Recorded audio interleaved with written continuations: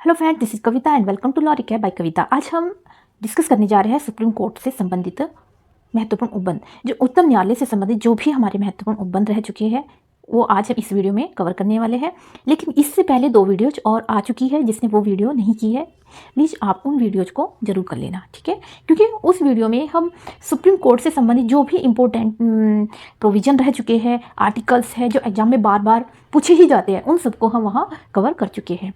और I hope जिसने ये वीडियो की होगी उनको वहाँ से ये सब समझ आया होगा। और जो भी आपके डाउट रहते हैं इस सेक्शन को करने के बाद, ये सेशन जो भी रहा है इसको करने के बाद आप कमेंट बॉक्स में जा करके हमें कमेंट कर सकते हैं और अपनी क्वेरीज पूछ सकते हैं, ठीक है। चलिए शुरू करते हैं आज का सेशन, ठीक है। उच्चतम न्यायालय ने संविधान के मूल ढांचे का सिद्धांत किस वाद में प्रतिपादित किया था? देखिए, उच्च न्यायालय ने संविधान के मूल ढांचे का सिद्धांत किस वाद में प्रतिपादित किया था? ये जो वाद है, केस है, ये एक ऐसा लैंडमार्क जजमेंट है जो कि बहुत ही ज़्यादा इंपॉर्टेंट है और एग्जाम में पॉलिटी हुआ, कॉन्स्टिट्यूशन हुआ, जिसमें ये पार्ट कवर किया जाता है वहाँ पे लगभग ये क्वेश्चन पूछा ही जाता है, ठीक है। और कौन सा केस है? ये है केशवानंद भारती बनाम केरल राज्य 1973, ठीक है।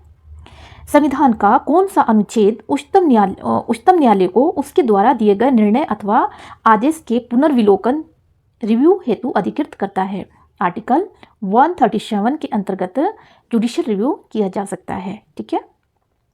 भारत में संविधान की मूल संरचना बुनियादी ढांचे के सिद्धांत का स्रोत है। देखिए, बुनियादी ढांचे के सिद्धांत का स्रोत किसे कहा जाता है? न्यायिक समीक्षा, जुडिशियल रिव्यू, ठीक है, जो कि आर्टिकल 137 के अंतर्गत किया जाता है।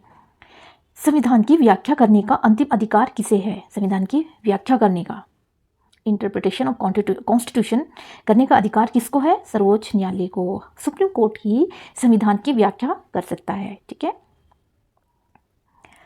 उच्च न्यायालय और उच्चतम न्यायालय की अधिकारिता के अंतर्गत कौन से मामले आते हैं? ठीक है, उच्च न्यायालय और उच्चतम न्यायालय की अधिकारिता के अंतर्गत कौन से मामले आते हैं?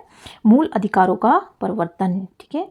जब हमें अपने मूल अधिकारों को, फंडामेंटल राइट्स का इन्फोर्समेंट कराना होता है, तब हम कहाँ जाते हैं? हाई कोर्ट और सुप्रीम कोर्ट में जाते हैं अपने अधिकारों का परिवर्तन कराने के लिए, ठीक है।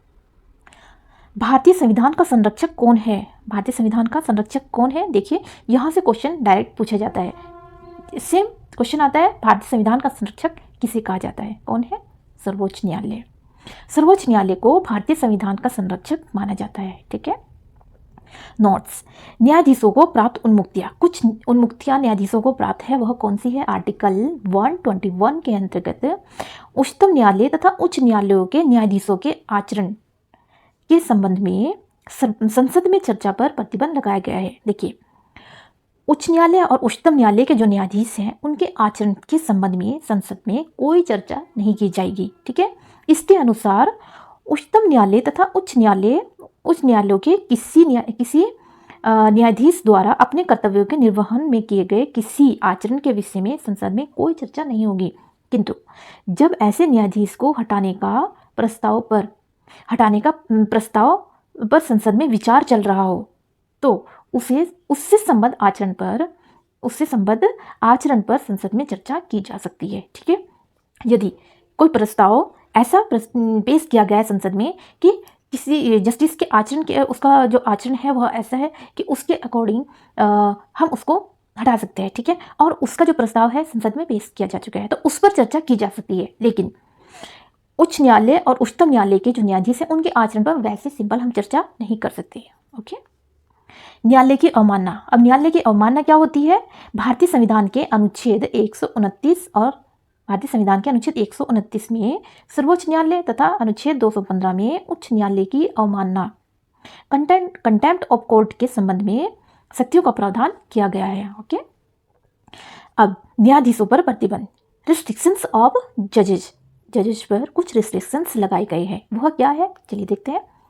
कोई व्यक्ति जो उच्चतम न्यायालय का न्यायाधीश रह चुका है, भारत में किसी न्यायालय या पदाधिकारी के समक्ष वकालत या कार्य, लीड और एक्ट नहीं कर सकता। अनुच्छेद 124 का क्लॉज 7 इस बात को कहता है। यदि कोई जस्टिस, सुप्रीम कोर्ट का जस्टिस रिटायर्ड हो चुका है, उसके बाद वह किसी भी कोर्ट में वकालत नहीं कर सकता। अब देखिए इसका रीज़न क्या है, क्योंकि एक वो जो सुप्रीम कोर्ट का एक जस्टिस होना अपने आप में बहुत बड़ी बात होती है। यदि वह रिटायर होने के बाद वकालत करता है तो ये बहुत ही हीनता की बात मानी जाती है कि एक सुप्रीम कोर्ट के पद से, सुप्रीम कोर्ट के जस्टिस होने के पद से रिटायर होने के बाद वकालत करना हीनता मानी जाती है। इसलिए उन पर ये रिस्ट्रिक्शंस लगाई गई है, ठीक है। और फिर इनका एक अपना वो भी रहता है रुतबा।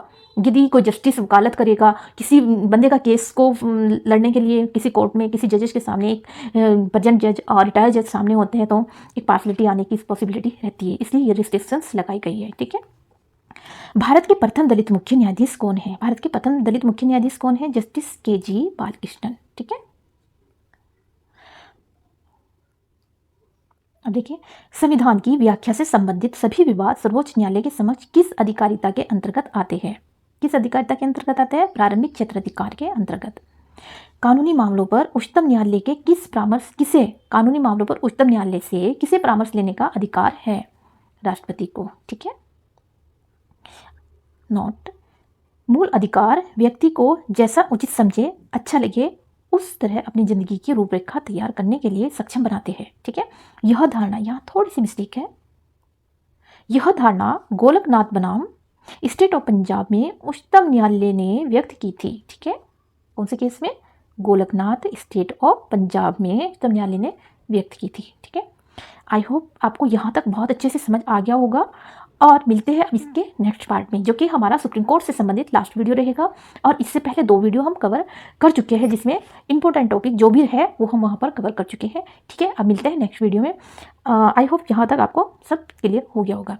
गाइस, इस वीडियो को लाइक शेयर सब्सक्राइब जरूर कीजिए, और जो भी आपके डाउट रह चुके हैं वो आप हमें कमेंट सेक्शन में लिख करके पूछ सकते हैं। चलिए मिलते हैं नेक्स्ट वीडियो में, तब तक के लिए बाय बाय।